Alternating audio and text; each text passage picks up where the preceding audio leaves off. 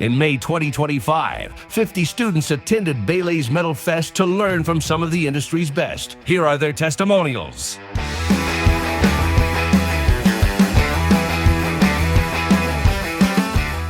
We are in Baileigh headquarters right now. In the cold, cold Manitowoc, Wisconsin. The thing that interests me about metal shaping is that you are able to start with nothing, and what you can see in your head is your limiting factor. Create something out of nothing. That whole thing of just forming and shaping. Stretch it and shrink it and all the things to really make something unique. I just absolutely love it. It's such a fun thing to do. Take a flat piece of metal and create something with your hands. We had some awesome teachers. There's an awesome amount of information.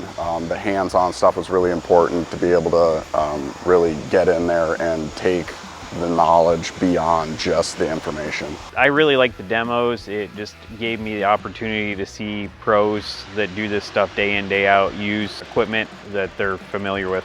Watching Mike in person do the roof skin is fat. You watch it on YouTube and it's different, but then you watch him in person make one and it's just incredible what these guys do. Being able to pick the brain of some of these guys we all look up to in the middle of a process is just a key component to understanding exactly what they're doing and why they're doing it. They teach you the metallurgy of it, so you're actually learning why it does what it does and how to get the metal to do what you want it to do.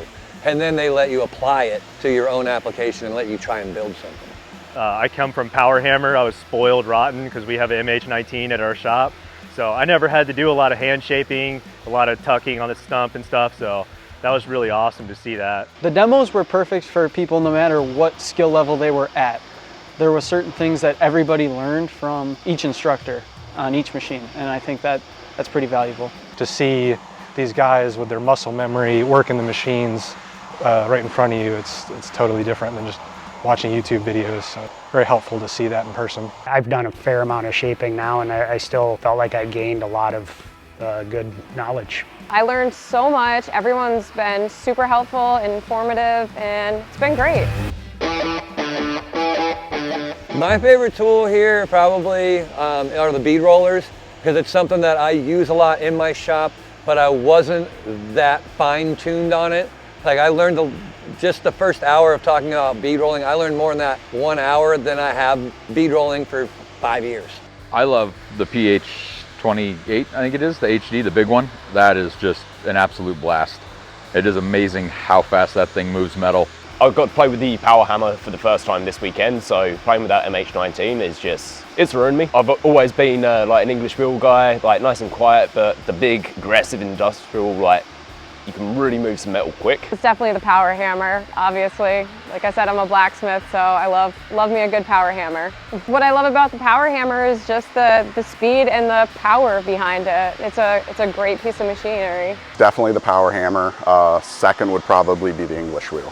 The ability to move metal faster than you normally would with some of the other techniques definitely sped things up, and it makes a lot of noise, so that's always a plus. I love the MH19 Power Hammer, and then the fixed capability of it. You know, you can run it in rigid mode and do pull max style. It's a game changer. Probably the Power Hammer. I know everybody's probably saying that, but I don't have one, never used one, so it was kind of cool. I guess probably what everybody says, the MH19, it's just versatile and being able to do the different things that it can do. To learn shrinking with a machine is it's something else. My favorite tool to use, probably the bead roller. I mean, it's easy to say the Power Hammer because the alternative of hand shrinking is just like absolutely miserable. But for me, I like the bead roller the most because out of all the machines, that's probably the most attainable for me. So that's kind of what I've tried to focus on during the class time. Torn between the MH19 and the PH28. They were both pretty fun to work with. I'm really starting to like those Power Hammers. But using that bigger English wheel, and that's been pretty fun too, because I never get to really use the English wheel a whole lot, so getting to try that out. I probably lean towards the English wheel just because that's one of the things that I have in my shop. The Power Hammers are awesome. I just don't have one, so. I have quite a bit of experience with almost all of them. Power Hammers is really what I came here to understand a lot more and get my hands on. The power hammer, of course, it's very versatile.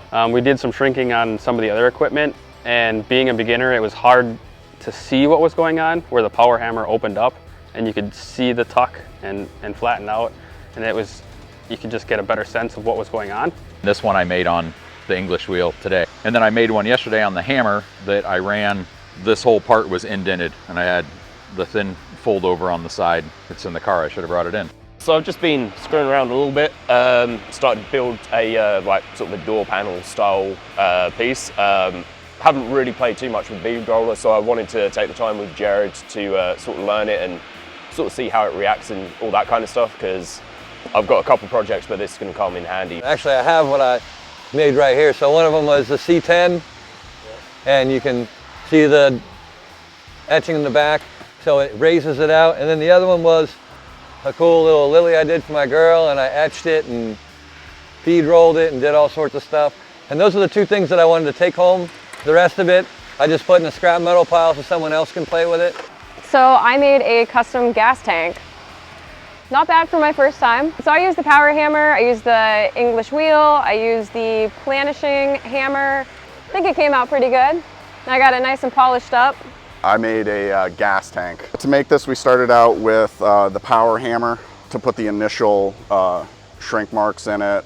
We worked our way down, then moved up to the planishing hammer, step back to the power hammer again, and then we kind of finished out with a mix between planishing and the English wheel. I ended up making the gas tank side, but I went a little different with it. I like to get into compound shapes and complex parts and everything like that. Just the harder the part is, and if I can figure it out, the better I'll come out in the end. But this is all planishing hammer and a embossing mallet.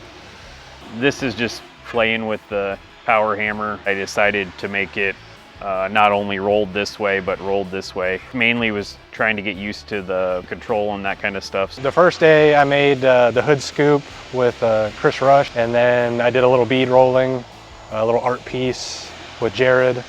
And then this morning I did a bowl with Mike Wagner, and then just kind of been messing around with a little gas tank thing that I hand shrunk with Noah, and kind of just been playing around with other techniques and stuff. Just trying to get a mix of all the instructors and all the different tools and stuff and experiment with everything. Today I've been working on a fender, like a motorcycle fender with a reverse curves. This was pretty much all power hammer and planishing hammer work. And then I was just cleaning up the back here with the English wheel. The first day I made a hood scoop, and then today I made tank side. I used a wood stump and the English wheel. So I kind of stuck to those two, and I did use the shrinker on the edges just to tighten them up a little bit. Yesterday I created a hood scoop with Chris Rush. The reason I chose that was just multi-stages, multi-processes to create that one component.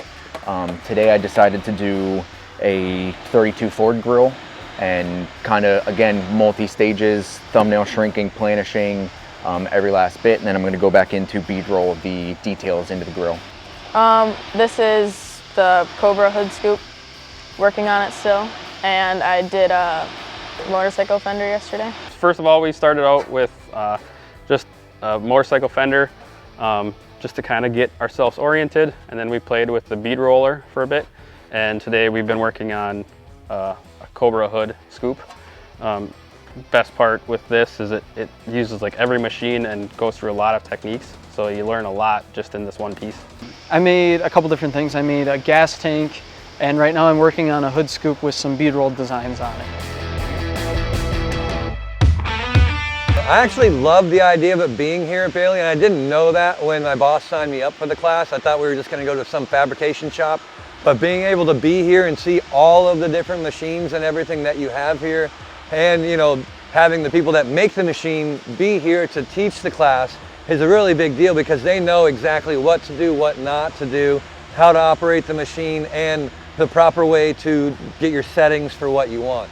So from it being here at Baileigh where the machines are made is the perfect thing. Couldn't have pictured a better place. And then it's great to see like sort of the behind the curtains of seeing everything up on the shelves here, and it's like, yeah, I'll take one of those, one of those, one of those. So it's dangerous, but it's cool. So cool to be able to come to the headquarters and getting to see what's behind the scenes a little bit. It allows a lot of people to come in and have the room to be able to operate all together. I was actually really impressed on how everyone worked together, and there was not a whole lot of mess, people bumping into each other.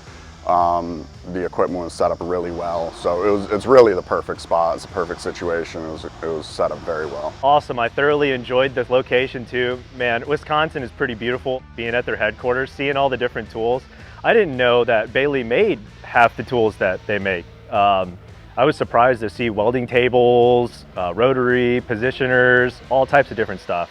It's amazing. It gives me an opportunity to explore the company, like just see how they conduct business on a daily basis. It's real easy to have something somewhere else and stage it so it looks all nice and pretty, but when you come to the headquarters, it gives you an inside look of just how they operate day in, day out. I'm sure when you go do somewhere else, it's kind of limited to how much equipment you can bring out. To have all these tools that are disposable to try and experiment with has been really cool. Having it here, you see a lot of machines that you probably would never know existed, and I think that's also one of the really cool things about having it here. Nice to see the facility that all this stuff comes through. They had multiple machines and different models, which was really nice because then you get to use and see the benefits of each model that they offer. 100% would recommend this to beginner to advanced. If you come here and you don't learn anything, that's on you, because it's impossible not to. Anyone that's interested in metal shaping and like wants to learn a bit more and get some more hands-on experience with some guys that really know what they're talking about, 100% recommend it. I would absolutely recommend this class. I learned a bunch, and I got to do it at headquarters too, which was super cool. But yeah, great class. I learned a whole lot. Oh, I'd recommend this class to anybody. I have a young gentleman that's working for me now that is wanting to learn metal shaping. I think probably the next one I'm going to try to send him to that, let him come get the experience of doing this as well. A professional needs some refreshers or just dabbling and getting into it. The instructors are really well versed at being able to bridge those gaps and then work with people hands-on. You know, like I said, whether you're experienced or not, it was really top notch. If I had to describe this class in one word, it's amazing. Mind-boggling. Informative. Badass. Illuminating. Worth it. Fantastic. Informative. Educational. If I were to describe the class in one word, it would be valuable. Tubular. No. I don't know.